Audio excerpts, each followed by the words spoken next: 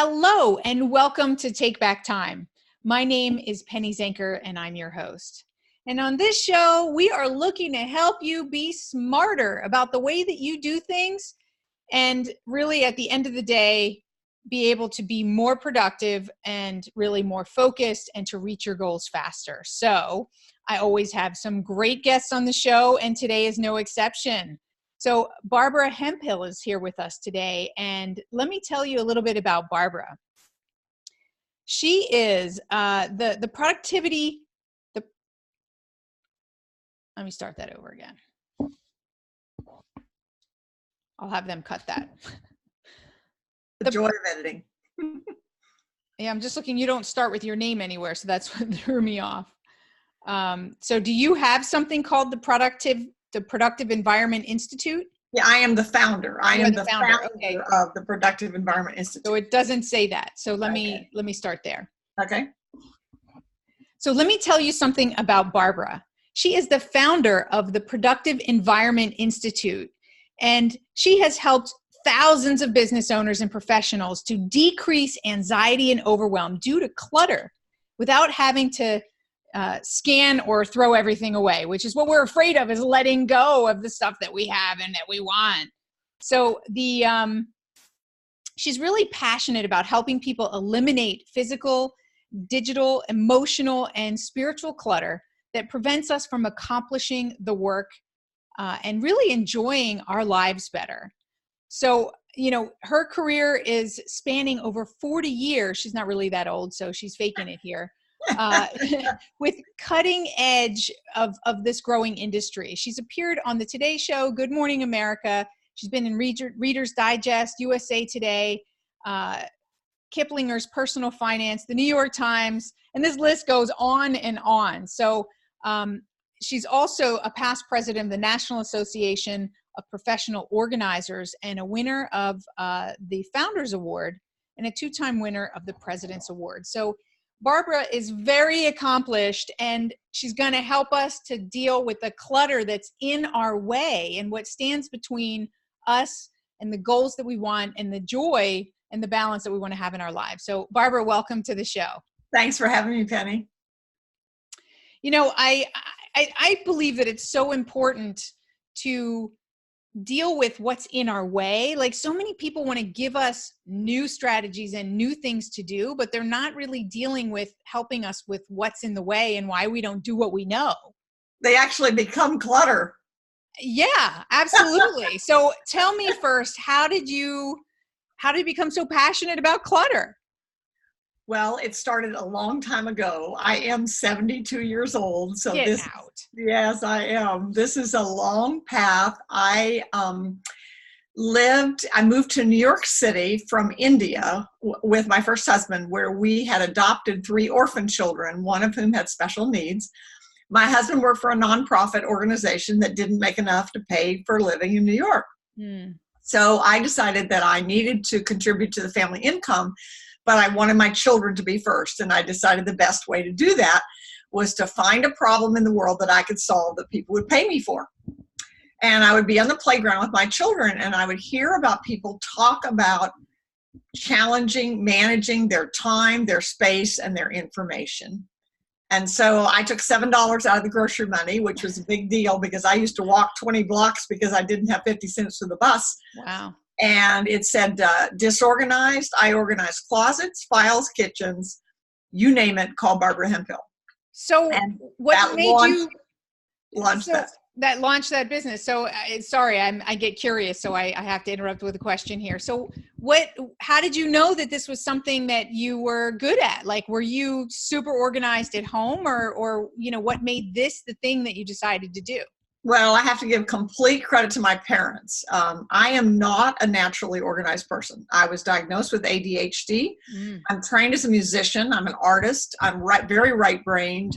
It almost doesn't fit. I know, that's right. Well, but that's why I'm good at what I do, because I don't look at other people's messes and say, how did you do that? I know exactly how they did it, because if it were not for my own systems, I do practice what I preach. So it's not a case of where I don't do it. I do it. I mean, people can come to my home and office anytime. Now, having said that, I will tell people over and over, if you came into my home or my office unannounced, you might look around and say, they pay you money for organizing?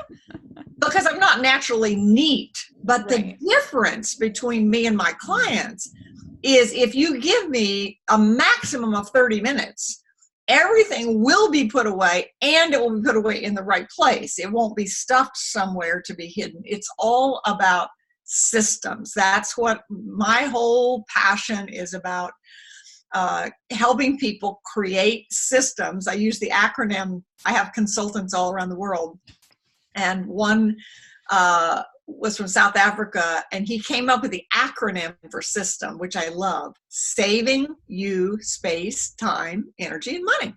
Love it. Every time there's something you have to repeat, whether it's your laundry or responding to an email that people ask you all the time, you need to have a system for it. And so that's what we're all about. And I grew up on a farm in Nebraska.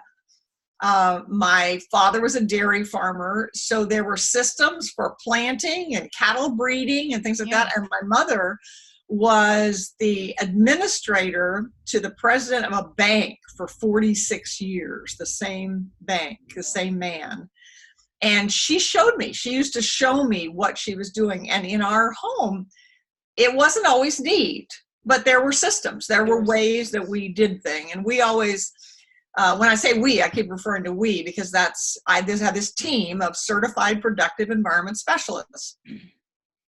And we always say there's 4 questions that you answer to determine whether something is organized. One is, does it work? So this applies to your calendar, your laundry, your life, whatever. Everything. Absolutely. Number 1, does it work? Number 2, do you like it? Sometimes something works. I think about the CFO of a movie production company. Yeah.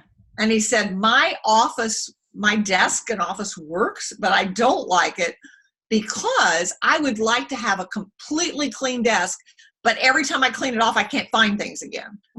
So in his case, it worked, but he didn't like it. We fixed that. We put in our finding system, and he said, for as long as I can remember, I've come in one Saturday a month to clean up my office, and I'm never going to have to do that again. That's awesome. The third question is, does it work for the people it impacts? So that's your family members, the people you care about in a company. If you are an employee, the information that you're organizing does not belong to you. It belongs to the company, and it is your responsibility to organize it in such a way that if you were not there, somebody else could find it. Right. If you own a company, then you're going to have a very hard time having an assistant or having a team, because if they can't figure out what they want. So does it work for the other people it impacts? And then the fourth one relates to what we've already talked about, which is, can you recover quickly? It doesn't mean you're going to be a neat freak. I mean, I don't have any, I've told my husband a million times, I wish there were a pill I could take that would make me neat, but I'm not neat. But I can recover quickly. And I tell everybody, you need to have an idea of what level of clutter you're willing to live with and how long you're willing to fix the problem. So in my case, it's once a week. For me, every Friday afternoon, assuming I'm in town, if I'm not, we adapt it, but every Friday afternoon, everything in the office gets put away. And it has to take me less than 30 minutes to do it. So if it does, then if I can't do it in 30 minutes, it means that there's something wrong with the system. Something has gone wrong and I have to go back and fix it. Gotcha. I had a client who said, before you go on, can I just stop you there? It's awesome. Everything you said is great. And I want to highlight a couple things, and I want to talk about them. So remember where you were with that client who said, and I want to highlight to people who are listening, because they may say, systems, I hate systems, or systems feel restrictive, right? Systems are what make things work. And what I love is that you said you weren't like, that's not your natural way, right? So, what is it that people who might be having some resistance to this, right? Mm-hmm. What could you say to them to get started and to just accept that systems will make things easier for them and will help it to work? How would you break through any resistance? Well, James Clear said it better than anybody ever knowed. He wrote a book called Atomic Habits, which if you haven't read, it's a great book. It's a great book. And he said, you do not rise to the level of your goals. You fall to the level of your systems. Interesting. That's funny. I say something around thinking. So that's really funny that you fall to the level of your thinking. You don't rise to the occasion. Yeah, okay. So, but that is so true. They're both true. It is your thinking which helps you develop the system that you need. So, well, they're thinking systems, right? There's a system there too. So it's a thinking system that we get into a pattern of the way that we think. So everything is really system. So that makes a lot of sense. Yeah. So, but I'm still in resistance. Like, help me. Yeah, I hear you saying that, but there's so many people out there who've got those buts, right? Well, I think, that the issue is, I think the most difficult thing in our business, and Penny, I'm sure it's true in yours too, is that you want things for people more than they want it for themselves. And there are some people who are simply not willing to change or not willing to be helped. And as the old saying goes, if you keep doing what you're doing, you're going to keep getting what you're getting. So if you're happy with your life, then keep right on doing it that way. But if in fact you have a dream, and that's really the key thing, I think that there is no one. I mean, some people will say to me, especially, entrepreneurs are some of the most disorganized people in the world. Well, they get a lot on their plate, right? That's right. They're idea people. I mean, that's what makes them. They have big ideas and they meet people all the time and things like that. And so they're terrible about it. I wrote an article that was published in a whole bunch of places called "A Messy Desk Hurts Your Leadership."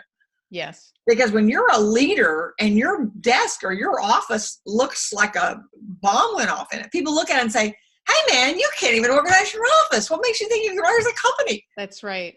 So, doesn't leave you with very much confidence, does it? That's exactly right. So it really is a matter of how, if someone says they can't get organized, that's a lie. What it really says is their vision, their why is not big enough. Right. They don't want it bad enough. They don't want their goal bad enough to be able to do what it takes to get there. That's right. Organizing in and of itself has no value. And there are people who they spend their whole lives organizing. They spend their whole lives creating systems and reorganizing things. It has to be balanced, right? Never get anything done. So organizing in and of itself has no value. It is simply a tool, a system to help you accomplish your work and enjoy your life. Absolutely. So if your why is big enough, then we'll always, that's why after 40 years for me, it's still fun, because if your why is big enough, there's always a way to get what you want. And that's what I call the art of organizing. I don't cram people into boxes. People will say, like I got a client recently that I worked with one of my consultants in a training program. And this client had hired 3 organizers in 2 states and paid almost $10,000 and said, I'm worse off than I was before. And so she wasn't going to hire us because, and I got her to test it out. One of the things we will often do is we'll say, let's work for you an hour. We won't charge anything for you. Just experience us for an hour. If you like it, fine. If you don't, we'll say goodbye. Right. Well, we worked for her for an hour and she was very happy. And I said, can you tell me what's different about what we did than what the others did? She said 2 things. One was, you helped me understand that something I never knew in the 40 years that I've been struggling with this, which is clutter is postponed decisions. She says, the reason I have these piles everywhere and the reason my computer desktop has so many icons in it is because I don't make decisions. She says, I just never made that connection. And that's what my business has been based on. I learned it from clothes closets. Clothes closets fill up because you haven't decided whether you're going to lose the 10 pounds you need to lose to get into that favorite food, or the exercise equipment that looked great on Home Shopping Network, or the candlesticks you got from Aunt Sally and you love Aunt Sally, but the candlesticks really aren't your style. But if she came for Thanksgiving dinner, she'd love to see them on the table. Right. That was the one thing. And the second thing was, she said, you didn't tell me what I should do. You ask me, what are you willing to do? So if your why is big enough, then all we have to do to get organized is figure out what you're willing to do. So let me go back to the one where you said, remember this. Okay. Yes. I had another client who called because he was a solo entrepreneur. His wife had relegated him to the basement corner because his stuff was all over the place, and she didn't want it to mess up the house, which kind of got him depressed because he was down there, and he didn't like cleaning up the clutter because it was kind of boring and he had more interesting things to do. But when he finally understood that the clutter was depressing him, that was really depressing him, and that we could put a system in place, which we did. So then I followed up with him, but he still wasn't doing it. And so then we said, okay, what level of clutter are you willing to work with, and how long are you willing to clean it up? And what we came up with was, it was really every day. He needed to clean it up every day because the clutter really, really drug him down. Right. And he concluded, and of course, Penny, that when your client figures out what to do, that's the best thing. That's the way it has to be. That's right. He figured out that if he did it first thing in the morning, if he went into his office first thing in the morning, cleaned up all the clutter, it took less than 5 minutes. And then he felt good because, was it Brian Tracy's book, Eat That Frog? Eat That Frog, or something like that. So he realized then that this was something he hated doing. It took less than 5 minutes. And if he did it first thing in the morning, it got his day off to a great start. Done. Absolutely. Absolutely. And I think that's the key, is for people who are out there and they recognize that they've got clutter that needs to be cleaned up, those are great questions. Is what are you willing to invest in terms of time, right? How important it is to you. You said something earlier about what are you willing to live with, right? And tolerating things, right? Tolerating distraction. Clutter is a distraction, right? As well, is a big problem. So how do you deal with that in terms of the fact that we tolerate more than we need to and more than we should? Well, one of the things, we have a 5-step process that we use that we call the productive environment process. Okay, so we define a productive environment as an intentional setting, so in which you can accomplish your work and enjoy your life. So we have this 5-step process. So if you are trying to fix anything, whether it's, I'm tired of the clutter on the kitchen counter when I go to cook the food at night, I can't do it because there's papers all over that's one. Or, I don't like my job, or I don't like my life, or whatever. We do use 5 steps. And the first one is state your vision. So we always have to know, again, it goes back to the why. What is it that you wish were different that you're putting up with, to use you're tolerating something? What is it? I love that. Before you go on, and you've got so much great material, but I do like to discuss it a little bit. Yeah, sure. Is I think that's, the reason that people need to think about that even more, that question about their vision, and you mentioned it a couple times about the why, is it's so easy when you get caught up in the day-to-day to get disconnected. And so it really reconnects you back with what's important. And I believe that we need to do that on a regular basis. So I love that the process starts with really getting them in the habit of connecting with that. So, and there's something to say about that vision. Unfortunately, there are people, a large number of people, unfortunately, who really don't know what their vision is. But the interesting thing is, it is the clutter that is preventing them from seeing their vision. So oftentimes we will work with somebody and they're not sure. They can't say what their vision is. And so I tell a story where I learned this. I was married the first time for 14 years. And suddenly my husband decided to divorce me. I was devastated. No one in my family had ever been divorced. We had these 3 adopted children. I just started my business, and I thought I was going to die. I vacillated between thinking I was going to die and wishing I could. I mean, it was just awful. And I sat in a counselor's office, and she said, "Okay, Barbara, you have a blank slate. What do you want?" And I said, I really don't know. I said I was Mrs. Tom, and I expected to be Mrs. Tom for 5 decades at least, and I really don't know.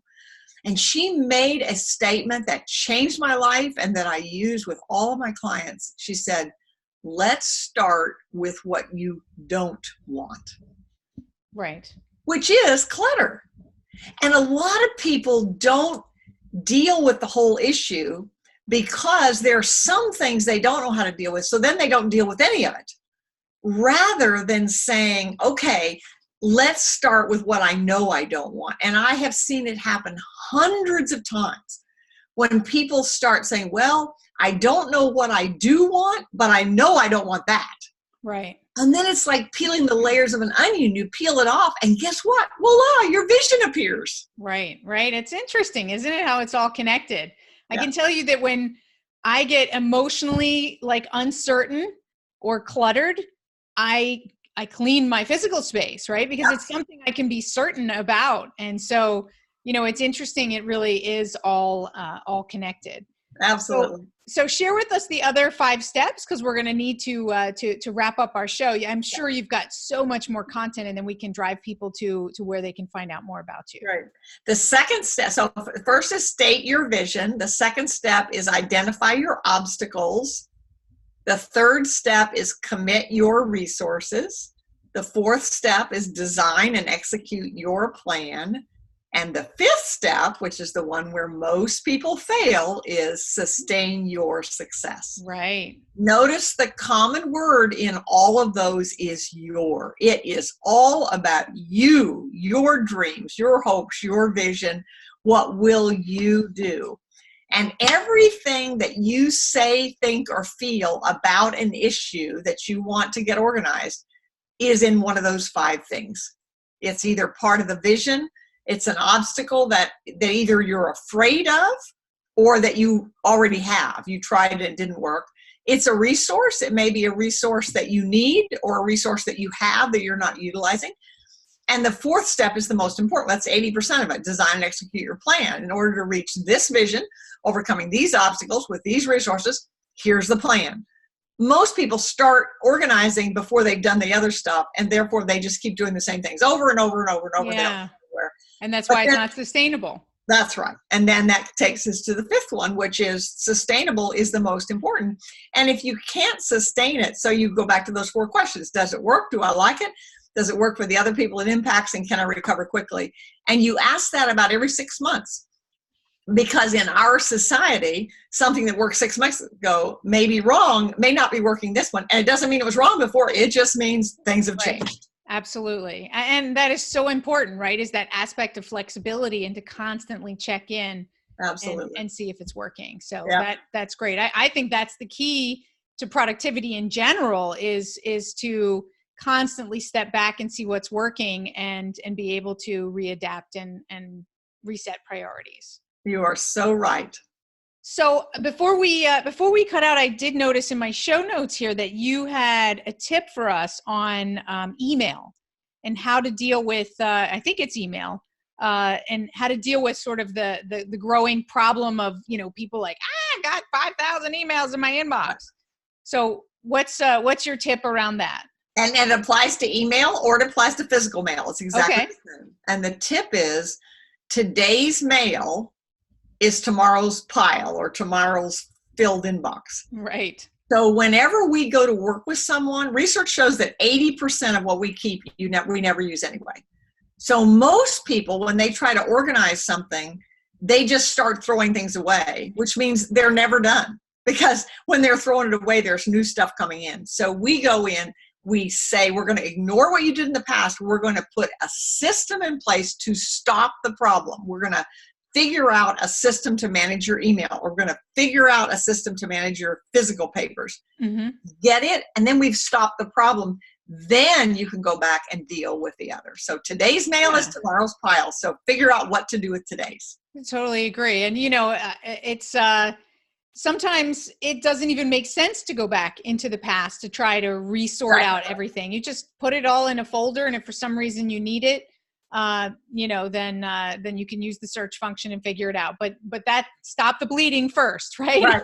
Absolutely. Yeah. Absolutely. That's great. Well, Barbara, tell us where people can get a hold of you. You know, you've brought so many great nuggets here in this show, and we want them to be able to get access to you. Well, there are two places that people can go. One is you can go to productiveenvironment.com. And that's got all of our information there. And it has a scorecard that you could fill out that you can rate yourself. You can't change what you don't measure. So it's a good way for you to measure where you are in your own productivity. So that's productiveenvironment.com. And then if you have papers, physical papers in your life, in your personal life or in your professional life, maybe it's just papers current that you don't have a system for. Maybe it's old papers. Maybe you're scanning most everything now, but you still have a bunch of old stuff and you're not sure what to do with it. We have a fabulous activity that we do called Tame Your Paper Tiger. You go to tameyourpapertiger.com. It is it's a virtual hands-on webinar. We use Zoom, and you come to the event with a pile of papers or a pile of files or something like that. And then we teach you how to make the decisions. And then we give you some time to actually do it on the webinar. And we're there to ask you questions. And just to tell you how well it works, the last one we did, only one person dropped off. The rest of them stayed the entire time. And several of them, the majority of them stayed an extra 30 minutes because they were physically throwing out paper and wanting to ask questions. So it really works. So if you have paper you want to get rid of, go to tameyourpapertiger.com. That's great. Well, thank you so much, Barbara, for being here and bringing your expertise. You're welcome, honey. It matters when you're trying to solve a problem is to work with the right expert. So thank you so much. Thanks for having me. And thank you all. You've got some great resources to help to declutter. And we only talked about the physical aspect. There's also emotional and spiritual and all that good stuff. But we got to start somewhere, right? So thank you for being here. And make sure you check out Barbara's resources. My name is Penny Zenker, and this is Take Back Time. We'll see you in the next episode.